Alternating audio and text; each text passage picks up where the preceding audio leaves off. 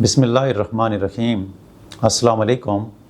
Awan homeopathic centre से doctor Mohammad Arshad Awan आपसे मुखातिब हूँ। आज का जो हमारा प्रोग्राम है, जो इंतहाई कॉमन बीमारी है, एक ऐसी बीमारी जिसके हवाले से दुनिया की रिसर्च ये कहती है अगर 10 बंदों को देखा जाए तो 10 बंदों में से 3 बंदों को ये बीमारी पाई जाती है, ख़ासकर हमारे मुल्क पाकिस्तान में। तो ये जो बीमारी है, इसके हवाले से तकरीबन हर बंदा वाकिफ़ है, जिसको आम ज़बान में या मेडिकल लैंग्वेज में भी IBS कहा जाता है। IBS बुनियादी तौर पर एक ऐसी बीमारी है जिसमें हमारी बड़ी आंत के अंदर कोई मसला पैदा हो जाता है, जिसकी वजह से उसका निज़ाम जो है वो मुतासर हो जाता है, या तो बहुत ज़्यादा तेज़ हो जाता है या तो बहुत ज़्यादा स्लो हो जाता है, जिसकी वजह से तो पेट के से रिलेटेड बहुत सारे असरात मरतब होते हैं। जिस तरह के बहुत सारे लोगों को जो है IBS-C जिस तरह वो कहते हैं कि यानी IBS के साथ उसको कॉन्स्टिपेशन हो जाती है, या IBS-D भी इसको कहते हैं, IBS के साथ उसको डायरिया हो जाता है,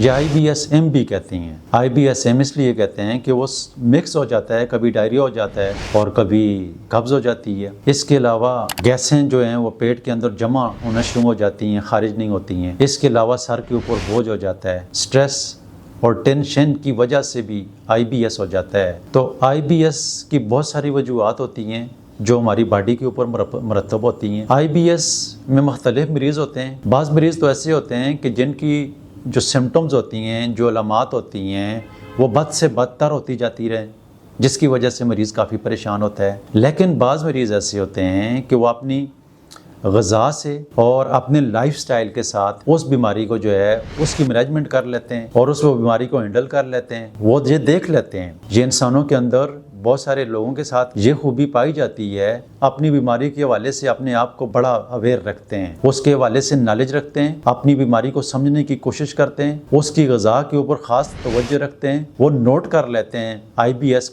के मरीज़ कि जैसे कि उनको क्या चीज़ तकलीफ़ देती है। उनको दूध तकलीफ़ देता है, उनको पनीर तकलीफ़ देता है, उनको मर्च मसाला तकलीफ़ देता है, या उनको सब्जियां तकलीफ़ देती हैं, या उनको कार्बोहाइड्रेट तकलीफ़ देते हैं। तो जब वो कोई शख्स अपनी बीमारी को समझ कर उसके मुताबिक जो चीज़ उसको तकलीफ़ देती है, खुराक की जो एलर्जी जो उसको होती है, जिसकी वजह से उसको IBS होता है, तो अगर उस चीज़ को इस्तेमाल ही नहीं करेगा तो वो इस बीमारी से ठीक रहेगा। तो आपको यकीनी तौर पर एहतियाती तदाबीर को कभी भी हाथ से जाने नहीं देना है। मुख्तलिफ की किस्म की जो हम लोग स्ट्रेस लेते हैं, जैसा कि मैं आपको IBS की स्ट्रेस की मिसाल दे दूं, तो बहुत सारे ऐसे लोग होते हैं कि वो सोचते हैं कि यार हम बाज़ार में अगर गए कि हमें डायरिया लग जाएगा या हमारे पेट में दर्द और मरोड़ पैदा होगा तो हम स्टूल कहाँ पर करेंगे। तो वो ज़हनी तौर पर बीमार होते हैं, उनको दिमागी तौर पर ज़्यादा मसला होता है। उनको जो जब दिमागी स्ट्रेस लेते हैं तो उनके पेट के ऊपर, उनकी आंतों के ऊपर दबाव पड़ता है और उनका आंतों का सिस्टम जो मूवमेंट होता है वो तेज़ हो जाता है और उनको डायरिया हो जाता है। तो उसकी मैनेजमेंट और उसकी ट्रीटमेंट जो है उसको उन मरीज़ों को करवानी पड़ेगी,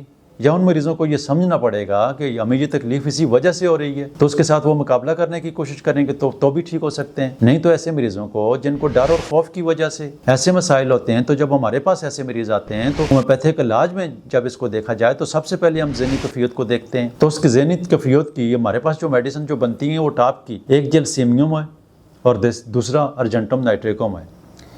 अब एक मरीज़ को एक खौफ रहता है कि कहीं मेरा पेट ख़राब ना हो जाए, तो जब तक वो अर्जेंटम नाइट्रेकम लेकर उस खौफ को ख़त्म नहीं करेंगे तो IBS ठीक नहीं होता है। तो इसीलिए होम्योपैथिक बहुत अच्छा इलाज भी है कि जब आप होम्योपैथिक का डॉक्टर आपको अच्छे तरीके से उसकी ट्रीटमेंट दे देगा आपके मर्ज़ के मुताबिक, आपके अंदर से वो खौफ ही ख़त्म कर देगा जिसकी वजह से आपका पेट ख़राब हो जाता है, तो आपका पेट भी ठीक हो जाएगा, आपकी बीमारी भी ठीक हो जाती है इस तरीके से। इसके अलावा IBS में बैक्टीरियल इन्फेक्शन बहुत बड़ा किरदार अदा करता है। IBS में जब बैक्टीरियल इन्फेक्शन होता है और अगर बैक्टीरियल इन्फेक्शन की वजह से आपका पेट ख़राब रहता है, आपकी बड़ी आंत के ऊपर प्रेशर पड़ जाता है, वो अपना फंक्शन ठीक तरीके से नहीं कर सकती है, तो फिर आप में बहुत सारे मसाइल जो IBS के हवाले से होते हैं, जो आपके पेट में दर्द होते हैं, तो अगर वो बैक्टीरियल इन्फेक्शन की वजह से आपका पेट जो है वो बार बार ख़राब होता है, ठीक होता है, कोई ऐसा बैक्टीरिया आपकी आंतों के अंदर पावरफुल हो गया है जो बार बार आपको डिस्टर्ब कर रहा है, तो फिर उसकी ट्रीटमेंट जब आपको मिलेगी तो यकीनी तौर पर आपका IBS ठीक हो जाएगा। इसी तरह मर्च मसाले के साथ खाने के साथ भी IBS का बहुत सारे मसाइल होते हैं।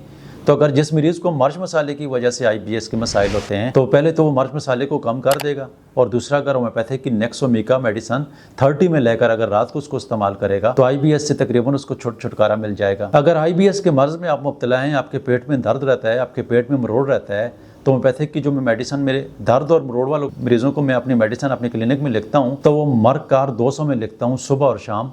5 قطرے صبح اور 5 قطرے رات کو پانی میں ڈال کر استعمال کریں.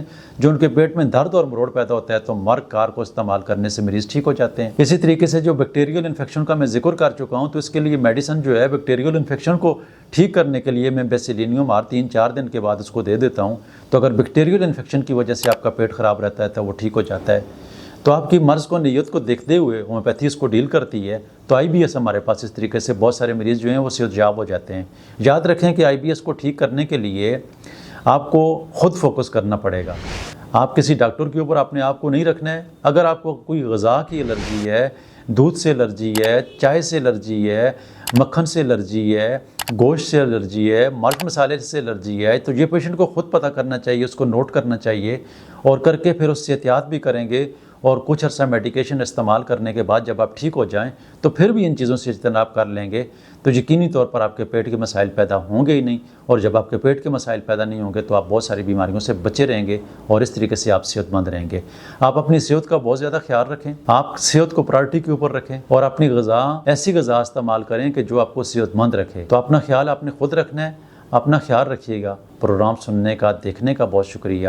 دعا میں یاد رکھنا. اللہ حافظ.